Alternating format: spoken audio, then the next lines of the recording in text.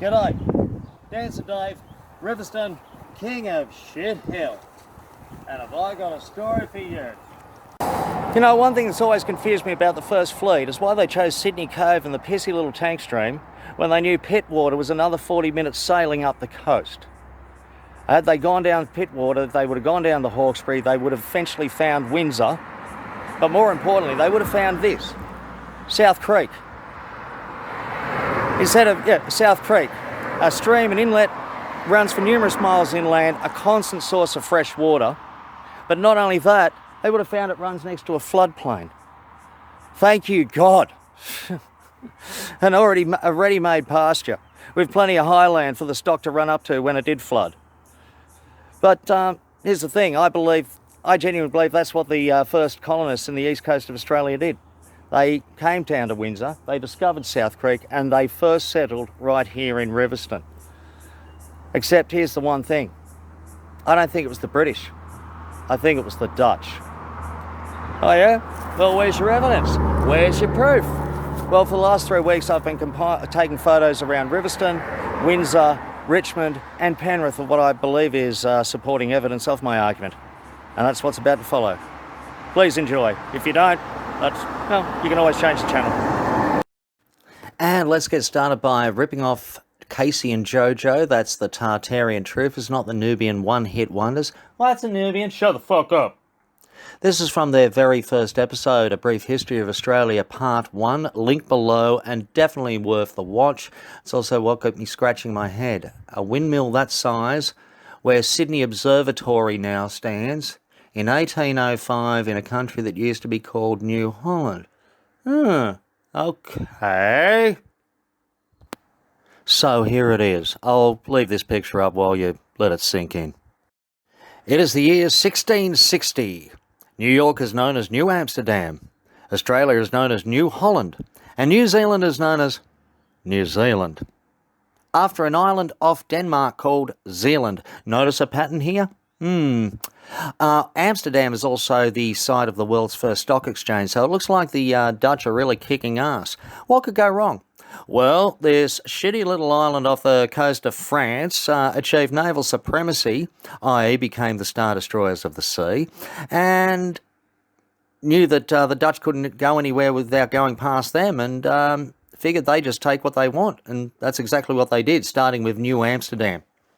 Anyway, fast forward 110 years, British colonists in America have decided they'd rather be Americans, and so they kick the British out, which is an absolute disaster on many levels, but most of all, if there's one thing the Brits fear more than cold beer, it's a revolt in the lower classes, and they need somewhere to send the convicts, and they've lost America.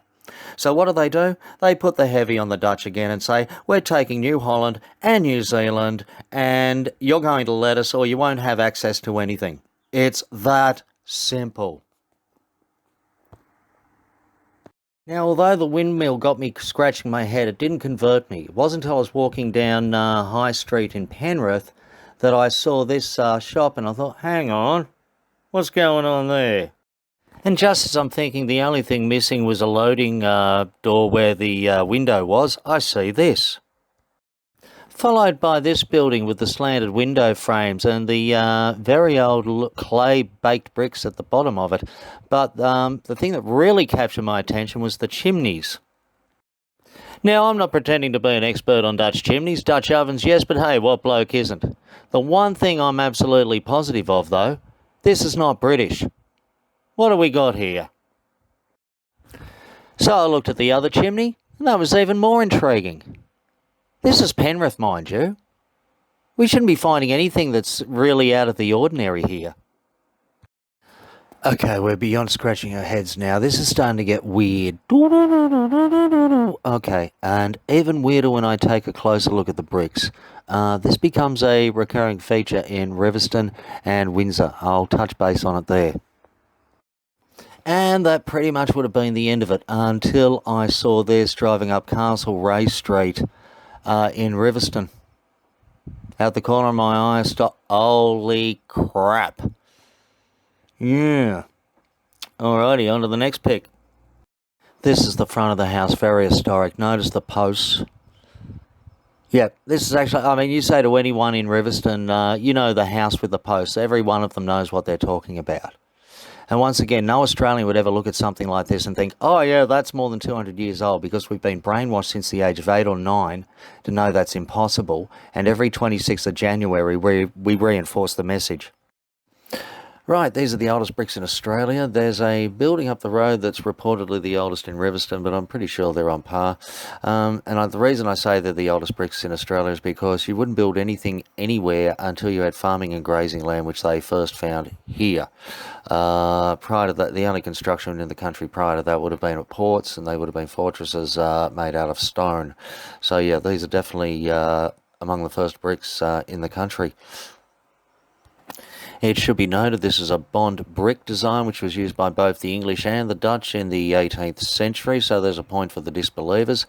However, I'm leaning towards the Dutch, obviously, because, there's also evidence of Flemish brick design here in Riverstone, Windsor and Richmond, but more on that in the next video. But the key word there is Flemish, trust me. Right, this is reportedly the oldest place in Riverstone, and I mean, there is old, and then there is ancient. I mean, look at those bricks.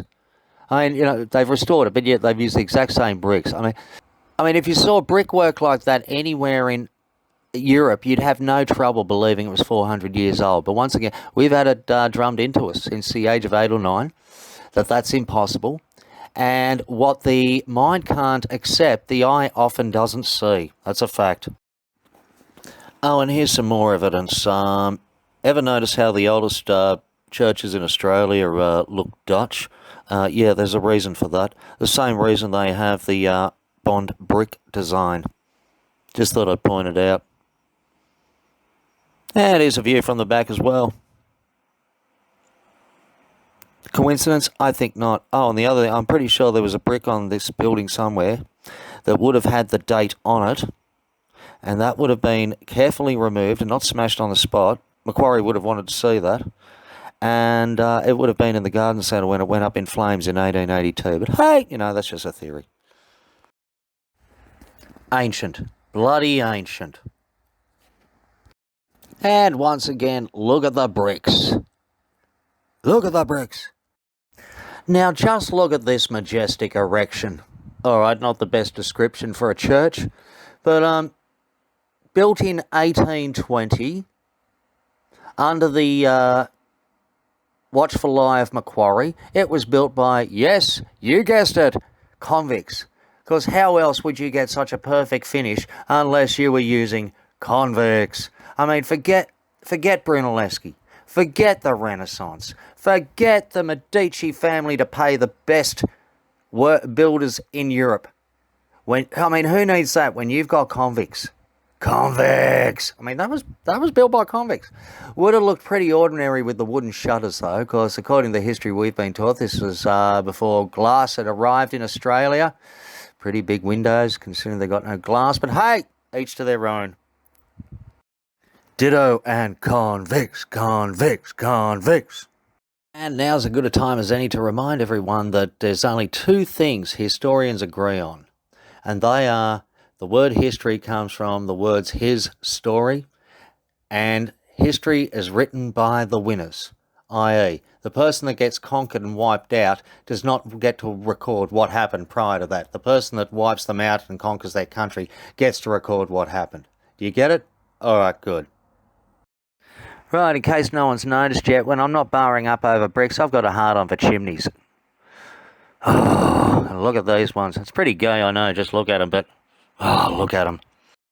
It is a classic example of what the mind doesn't comprehend, the eye just doesn't see. I mean, how many times have people looked at this, noticed it, and given it no thought at all whatsoever and kept walking?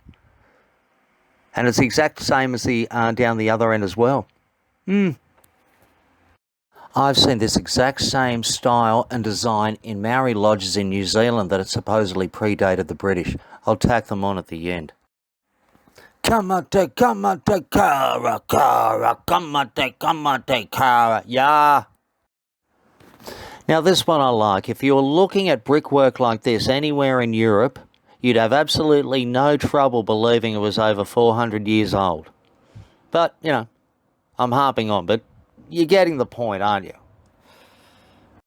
Oh, this one's absolutely beautiful. Weathercock and all. It's got a weathercock and a nice firm wooden block and tackle arm. Same building, different angle. Oh, and while I'm thinking of it, I'd like to thank the glorified regurgitator who not only told me a new one, but felt a need to shove it in my face that the Dutch only ever looked into Western Australia, never found anything and left. He then accused me of jumping on an internet bandwagon based around a theory for Dutch words popping up in Koori tribes back in Western Australia, God knows when. So, how silly do you look right now?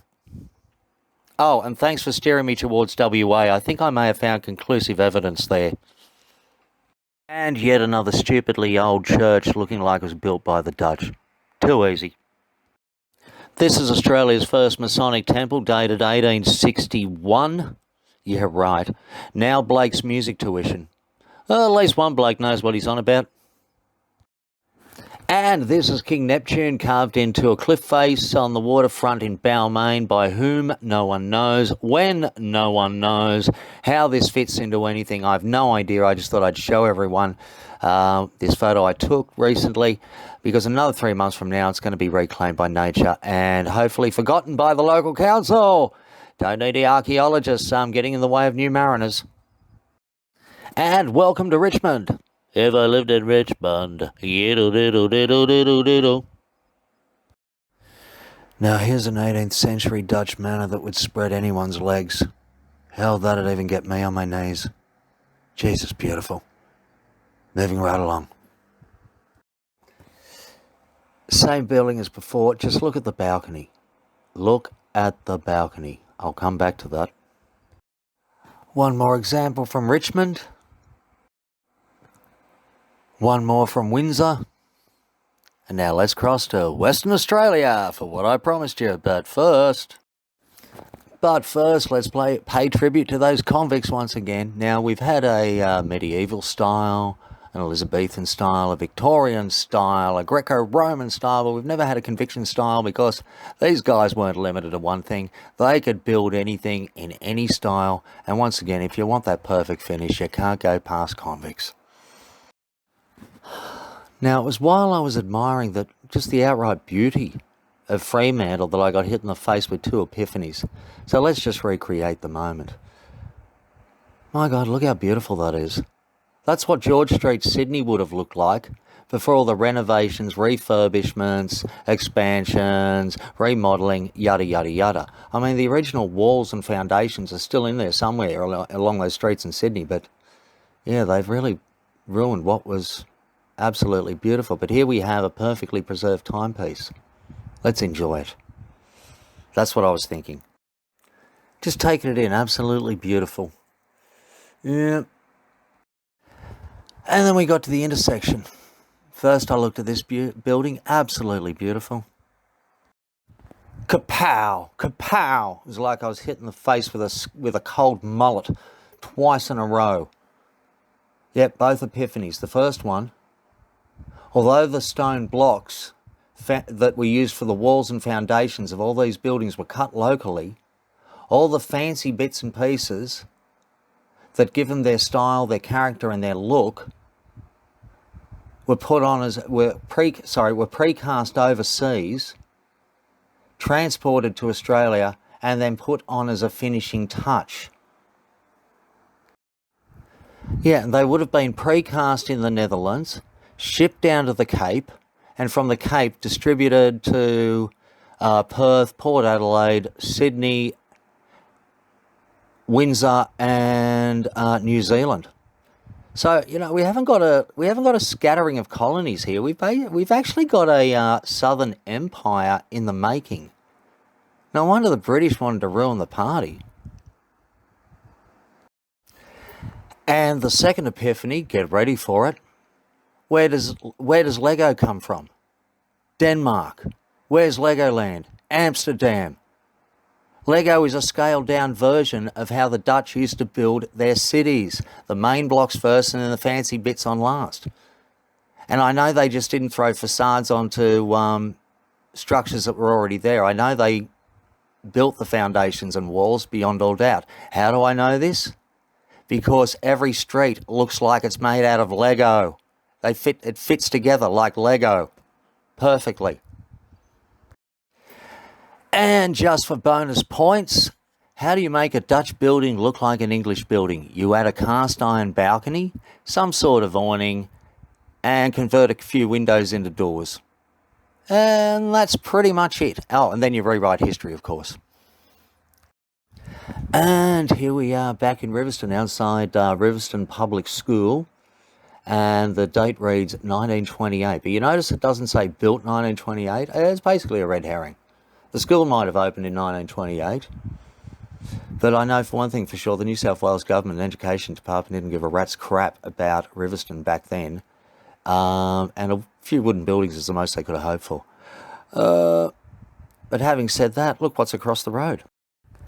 The Masonic Lodge. What you'd expect to see across the road from a building like that. How surprising. So yeah, in conclusion, the British achieved naval supremacy, as I said earlier, took what they wanted. Those that could got on ships and left Australia and New Zealand. The ones that were left behind is probably best not to think about. Their last stand would have been Vinegar Hill or the uprising in Vinegar Hill in 1814, the very first convict uprising in Australia, although where convicts got a shitload of rifles from in 1814 is beyond me. Yeah, and after the uprising in Rouse Hill and then the final battle in Castle Hill, Macquarie had wiped most of them out, and he marched victoriously into Windsor the same way Alexander did into Babylon, except without the fanfare, of course. And then the first thing he did, before putting his name on everything, is change all the street names in the CBD, Parramatta and Riverstone. Oh yeah, and if ever anyone thinks this is pretty far-fetched, just replace the words Dutch community with Koori tribe and no one will bat an eyelid. Well, here we are, finished the tour. A little tribute to Joseph Lycett in the car park at the Australian Hotel at McGrath's Hill. For those that don't know, Joseph Lycett was a convict artist who got busted for forging bank script back in Britain, was transported out to Australia where he became Lachlan Macquarie's convict artist. And when he was done with, when Macquarie was done with him, he circumnavigated Australia with Matthew Flinders, painting the landscapes, and then those paintings were taken back to Europe, where they toured to promote the name Australia. Yeah, get rid of the name New Holland, promote the name Australia, and here are all the paintings to show it was nothing but bush. But just a little story about Joseph Lycett. My great-grand-uncle told me, i.e. my grandfather's uncle, when he was 82 and I was 6 years old, and yes, he had a couple of scotches under the belt, and it's Joseph Lycett. Yeah, he painted what he was told to. If he saw something that wasn't meant to be there, he either left it out or painted trees. And don't you bloody repeat that. What? That's it? Yeah, that's it. I'm David Lycett. Thank you for watching, and to take you away is a tribute to Casey and Jojo. Peace out.